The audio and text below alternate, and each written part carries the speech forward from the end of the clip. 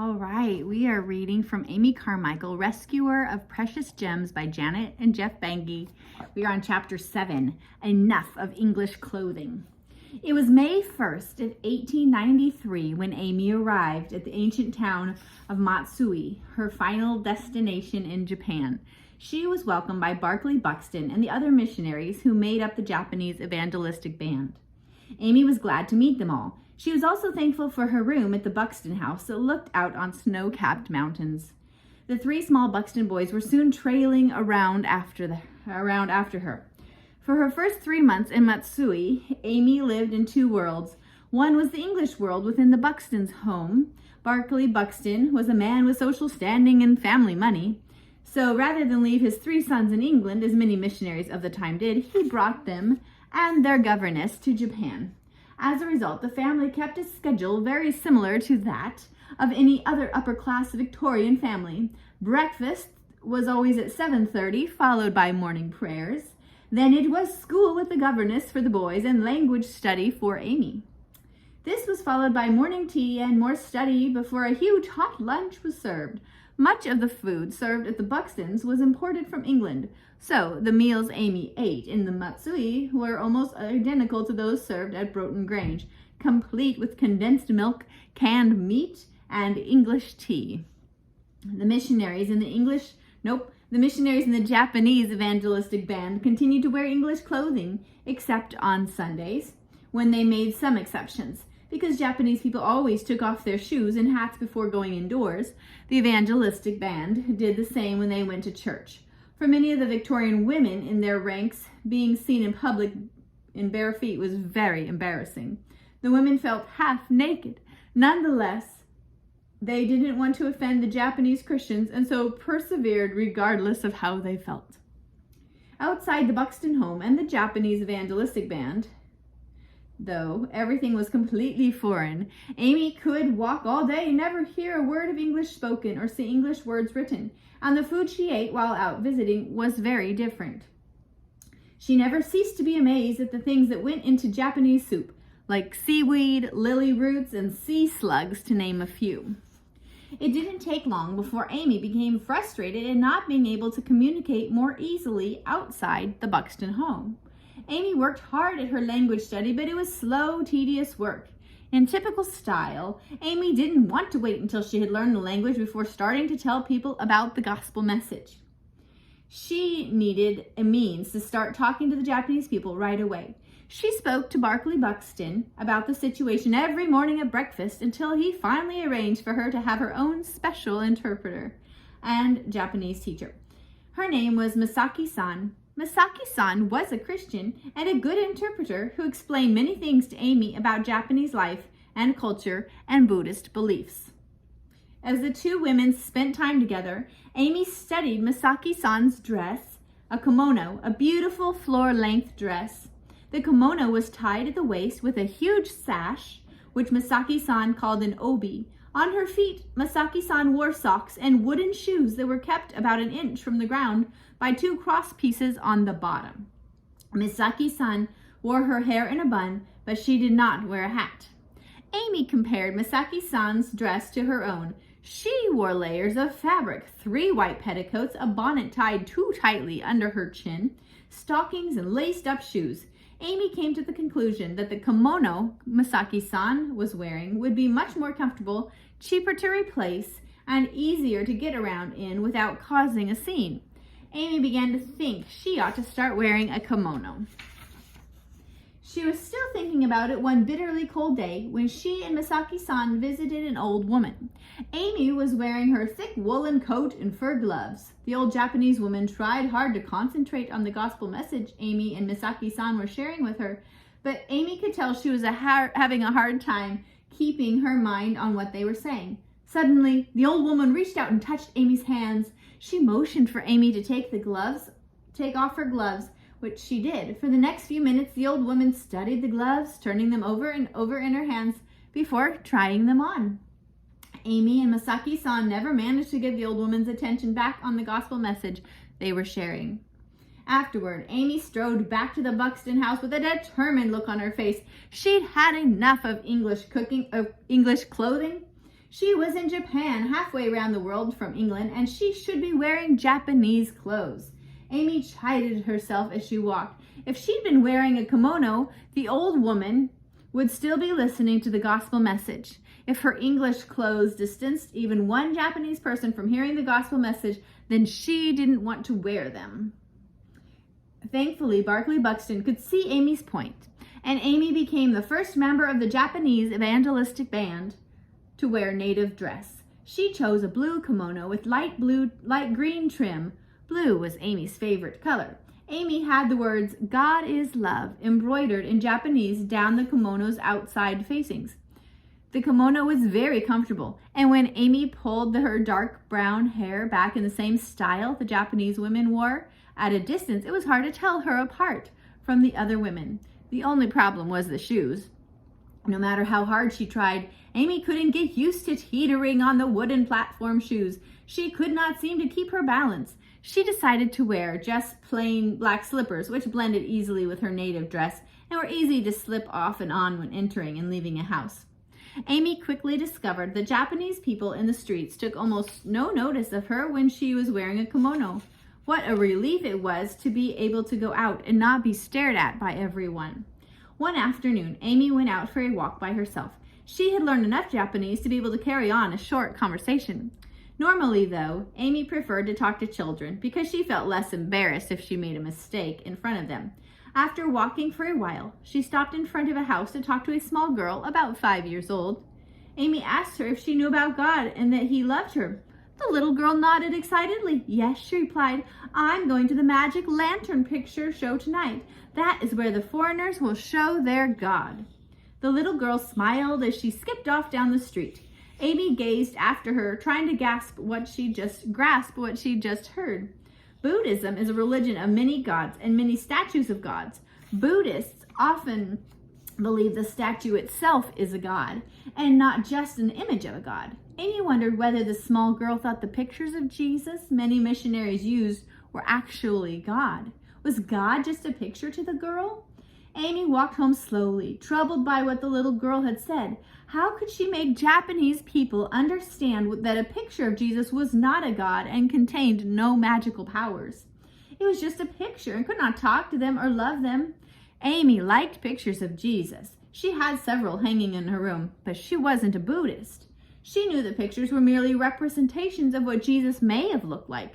She didn't worship the pictures as God. But how were Japanese people raised in Buddhism to know they were just pictures and had no power? By the time Amy reached the Buxton house, she'd made another decision. She would no longer use pictures of Jesus. Even though pictures of Jesus often helped missionaries explain the gospel message, especially when they did not know the language very well, Amy decided it was not worth using them and risking a misunderstanding about who God really was. She didn't make a big fuss about her decision not to use pictures to help communicate the gospel, but the other missionaries soon noticed she no longer took her picture kit with her. When they asked why, Amy told them as plainly as she could, and many of them understood what she was saying. Within weeks of Amy's meeting the little girl, many of the missionaries in the Japanese evangelistic band had put away their picture kits and were describing their Bible stories to the people instead. That way, Buddhist listeners would not get confused and think the missionaries were showing them their God.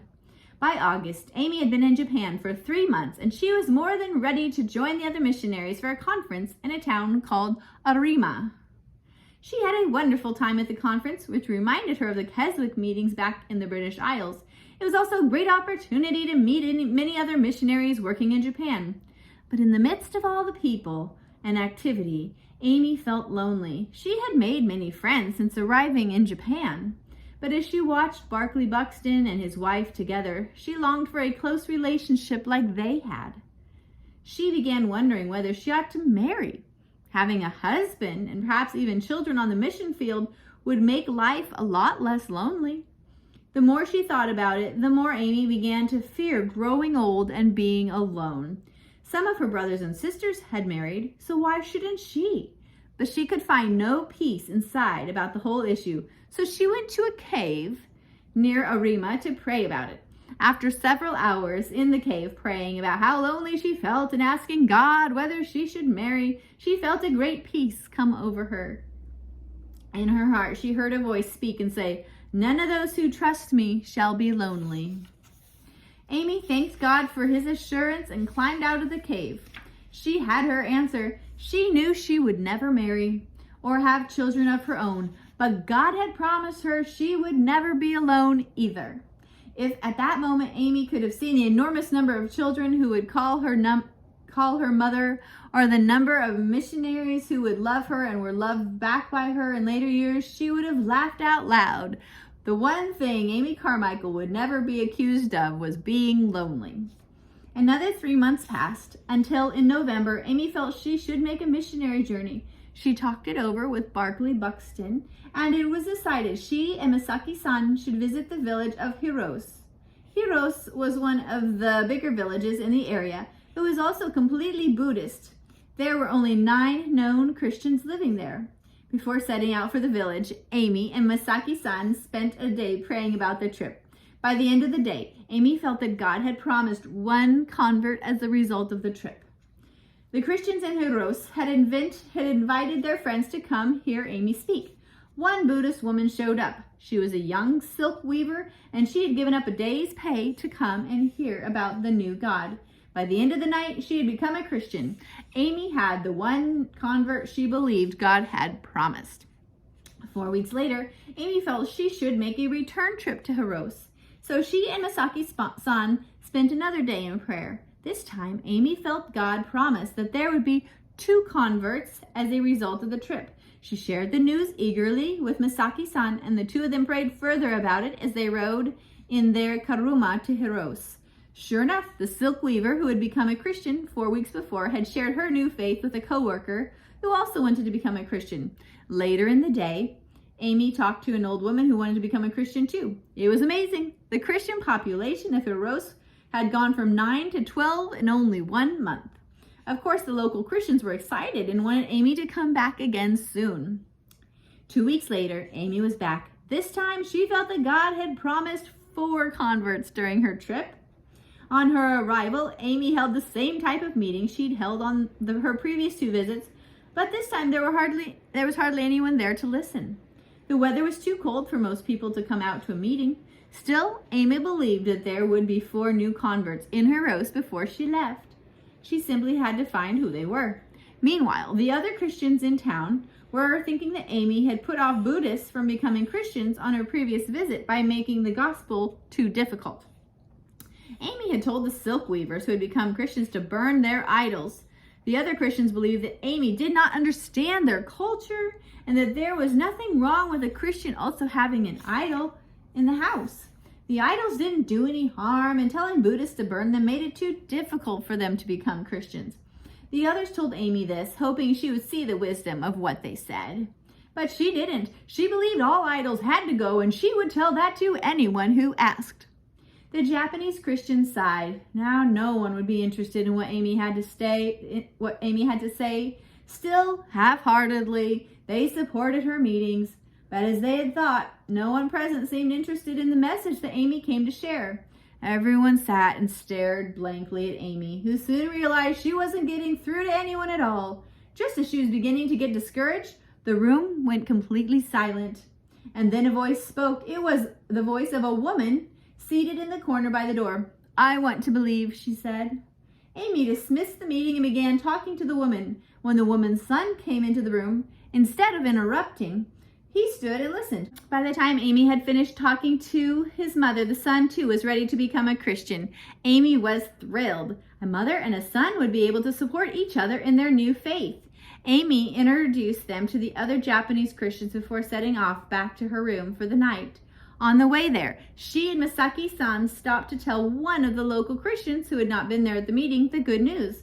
When they entered the man's house, he looked relieved. "I'm so glad you came," he said. "I have a guest here who wants to know how to find the way to God." Amy talked with the guest, and before long, she had her 3rd convert. But what about the 4th one? By now, it was very cold and very dark, and nearly all the Christians in Hiros had found their way to the house where Amy and Misaki-san were. Amy asked them if they knew of anyone else who was interested in becoming a Christian. One man nodded. "My wife is." He said she wants to become a Jesus person, but she's out of town and she will not be back in a week. Amy was puzzled. She was sure God had told her there would be 4 converts in the village during her visit, but how could this man's wife be one of them if she wasn't even in town?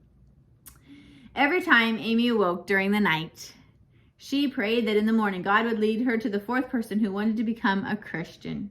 At first light, a servant knocked on Amy's door with an urgent message. The man's wife had returned home unexpectedly and she wanted to talk with Amy. Sure enough, she told Amy of her desire to become a Christian. Amy was overcome with joy. God had promised her there would be 4 converts, and sure enough, there were. What more could she ask for on her 26th birthday? After Christmas, Amy was ready to make yet another trip to Heros. This time, she was sure God had promised her there would be 8 converts. When she told this to the Christians at Heros, they were not at all happy. 8 was a huge number of converts to believe God for. What if there were not 8 converts? Had Amy thought about that? They would all look foolish. They told Amy it was better to pray for God's blessing on the meetings instead of stirring people up with actual numbers. But Amy was undeterred. She believed that God had promised 8 converts, and in the end, the other Christians agreed to believe with her for that number. It was a good thing they did, because there were indeed 8 new Christian converts after Amy's meeting. The Christian population of Heros had tripled since Amy had started holding her meetings. Once again, Amy left Heros with excitement in her heart over all the new converts. Over the next few months, she made several more trips to the village. For some reason, though, on each of those trips, God did not promise her that a particular number of people would become Christians. Amy explained it later by saying that God makes every blade of grass unique, and he makes every situation unique as well. There was one part of Amy's trips to Heros that she did not like to talk about: her health. After each trip, she was more exhausted than she had been after the previous trip. Sometimes she would have to stay in bed for a full week, and with terrible headaches, unable to open the drapes because of the glare of the winter sun.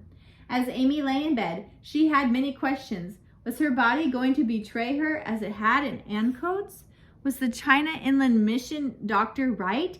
Did she not have the strength to be a missionary? What if her sickness got worse? Should she go home, or should she stay and be a burden on other missionaries? These were not easy questions to answer, but as Amy found herself spending more and more time in her darkened room, she knew she would have to answer them soon. Okay.